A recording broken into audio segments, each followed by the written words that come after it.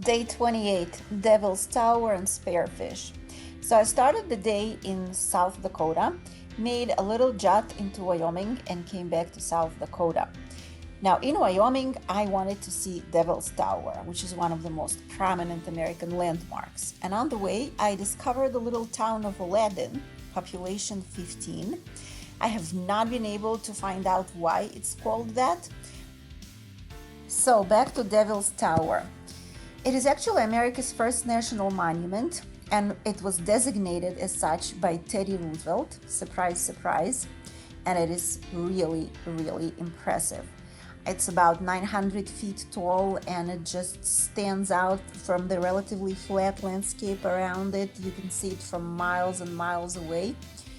Now, the name Devil's Tower is actually an incorrect translation of a Native American name, Bad God's Tower. Scientists say that it is basically a huge piece of molten rock which was thrust forward from the earth during some major volcanic eruption about 40 million years ago. But no matter what explanation is given, it is just so freaking impressive. As you can guess, it is a magnet for climbers. And when I was there, people were actually sitting on benches at the base with binoculars, making bets as to who will fall or who will not. With the red arrow, there is a climber marked, and he's so tiny compared to the tower that you can barely see him. And I don't know why anybody in their right mind would want to do that. But there is no lack of people.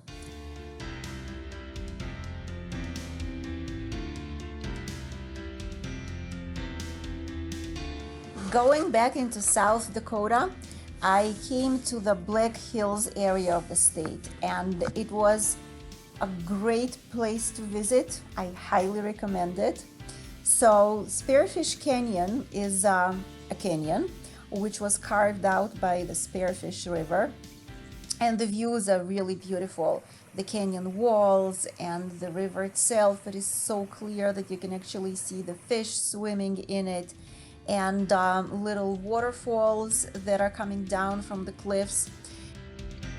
Spearfish is situated not far from Sturgis, that hosts a huge yearly biker festival. The main event was already over by the time I got there, but there were a whole bunch of smaller ones, like the festival that these guys came for, and they were dressed really cool.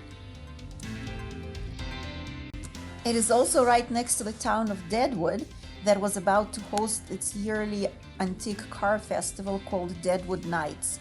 And there were so many of these beauties on the road around there in pristine condition. And I also discovered that in the old cars, the color of upholstery inside actually matched the color of the outside. So after driving around Spearfish for a little bit more and enjoying the beautiful scenery, I looked back to the town of Deadwood, and there I had a tour of an abandoned gold mine. And this area was very famous for its gold mines back in the day, and the locals are trying to make the best of them even after the mining is over. And when I got out of the mine, I realized there was a huge storm that passed overhead, and I missed the worst of it, but the sky looked really terrifying.